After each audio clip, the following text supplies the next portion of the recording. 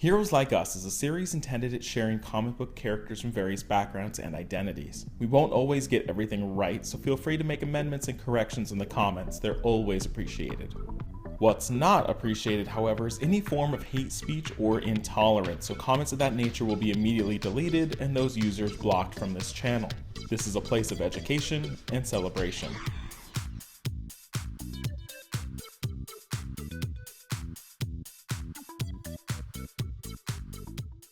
Welcome to I'm Your Target Demographic, and welcome to Heroes Like Us, our series where we take a certain identity and then we look at characters that have that identity.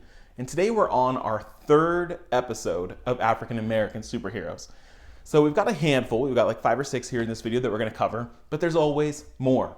So go back, watch the other 2, watch this one, and then let me know what other heroes you want to see pop up because there are still plenty. So we're going to start this video with the DC character Static, Virgil Hawkins. Static is a young character that is doused with this experimental chemical that basically allows him to become a conduit for electricity. So he can do kind of traditional things, he can shoot lightning, he can create kind of discs that he can travel on, he can create nets which can capture people, he can basically use electricity in a lot of different ways. In terms of personality, Static is kind of like DC's Spider-Man, where he's kind of dealing with typical high school age problems. He's kind of nerdy, and so he's trying to balance his real life with his superhero life. And how do you do that? Static was a relatively obscure character until the year 2000 when the TV show Static Shock came out, which really elevated him to kind of a new level. And after that, in the comic books, he was even brought into the Teen Titans lineup, and he still appears every once in a while in the Teen Titans arcs. Now up next, we've got a title that 2 different characters have, and so we're going to cover them both. And this is the character of Deathlok, and we're going to cover the first one, Michael Collins. Now Michael Collins was a professor and a kind of computer engineer, and he's working on this project, and he doesn't quite know what it's for, at this company called Biotech. And he realizes that he is creating basically robot assassins, and he's controlling them, and he's kind of part of something very evil that he doesn't quite understand. His boss finds out that he's doing this and then pushes Michael Collins into that process, and he makes Michael Collins basically this robotic assassin that can kind of be puppeteered and controlled, and then their memories erased. So now Michael Collins is kind of out there killing people. He sees it happening, is unable to do anything, but doesn't remember it later. So it's kind of a very tragic story for Michael. There is light at the end of the tunnel though, as Michael eventually gains control and is able to fight back against these control mechanisms, and then uses his weapons and powers for good.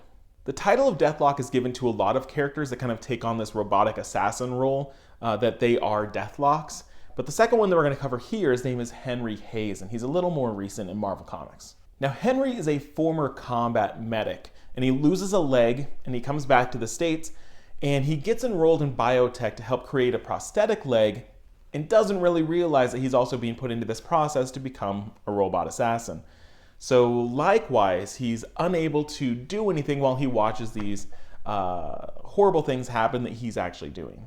Henry Hayes was only created in 2014, somewhat, we guess, based on the popularity of Deathlok appearing in the show Agents of S.H.I.E.L.D. His name is Michael Peterson there, so it's not exactly the same character, but that popularity may have triggered, hey, we need a new Deathlok in the comics.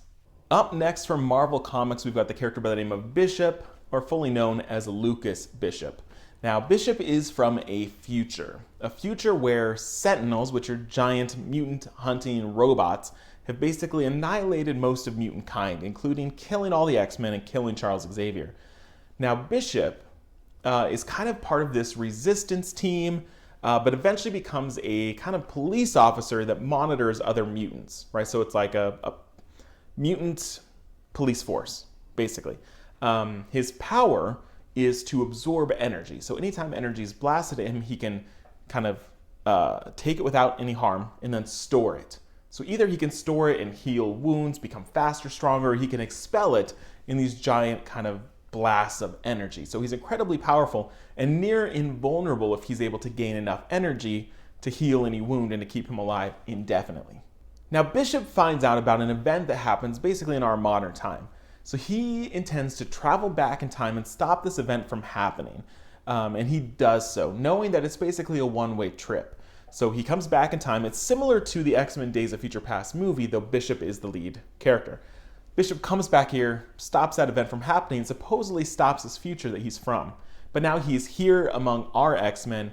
Now Bishop is usually a good guy. He's usually part of the X-Men, but he does come at odds with the X-Men when something is going to happen and he believes it'll cause a bad future, right? He's like, this is going to cause this whole ripple of events that I don't want to happen. That sometimes he might do the opposite of what they want to do, or might betray them in small little ways. So he's not always on the right side here. Bishop did appear in the film X-Men Days of Future Past, played by Omar Sy. He was a relatively small character, didn't really serve much of a function, which is really a huge disappointment. Up next from DC Comics, we've got Steel, John Henry Irons. Now, Steel originated during the huge event that was called the death of Superman, and Superman was killed by Doomsday. Now, 4 heroes rose up to kind of replace Superman, and some believe they were Superman, and Steel was one of those. And Steel, basically he was a ballistics and weapon expert that created a suit to basically mimic what Superman is able to do. So this included super durability, incredible strength, and jet-propelled boots, which allowed him to somewhat fly. And he used this hammer that had some propulsion in it as well to really deal some damage. Now, he never said he was Superman, but he helped to fill that role until Superman returned. Steel continued to be a hero. He's still around, but he often fights kind of lower level street crime and gangs and mobs. Not really one for stopping end-of-the-world threats. Now, Steel was the focus of a 1997 film starring Shaquille O'Neal. Now, our last hero for this video is the Marvel hero by the name of Night Thrasher, Dwayne Taylor. Now, Night Thrasher has no real superhuman abilities, but he was trained from a very young age to be incredible at martial arts.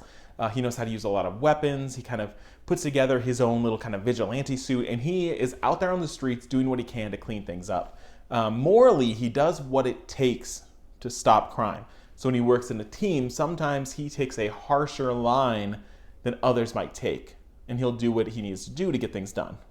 So eventually he brought together a group called the New Warriors, which was kind of a group of kind of wannabe heroes, lower level vigilantes to kind of clean up the streets. Now, as an adult, kind of as he's grown up, Night Thrasher has basically turned the New Warriors, he turned them into reality stars. He basically allowed these film crews to follow them. This is basically what launches the comic book arc Civil War, that the New Warriors and this camera crew go to stop these supervillains. And it turns out one of them is a villain by the name of Nitro, who explodes and kills tons of innocent people, including a lot of children. It was believed that Night Thrasher was in that explosion and that he died. But it's turned out that he was, and this is recent and kind of confusing, plucked out of that moment by the Collector and used for his Contest of Champions. And that now the Maestro, who's like an evil version of the Hulk, has plans for him, and so he's some sort of maybe spy or something. Again, the newer stories I'm not that familiar with, but he is alive, but we are not quite sure where or what he's doing. So if you know that story arc and you know what he's doing, let me know in the comments, but supposedly he's alive.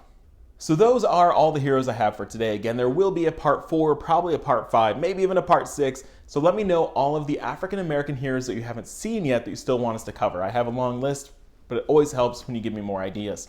So if there's others, let me know in the comments. If there's other identities you want me to cover, let me know in the comments. We've done 20-something videos already, so go back, watch the others. There's a lot out there to catch up on. Thanks for watching Heroes Like Us. See you next time.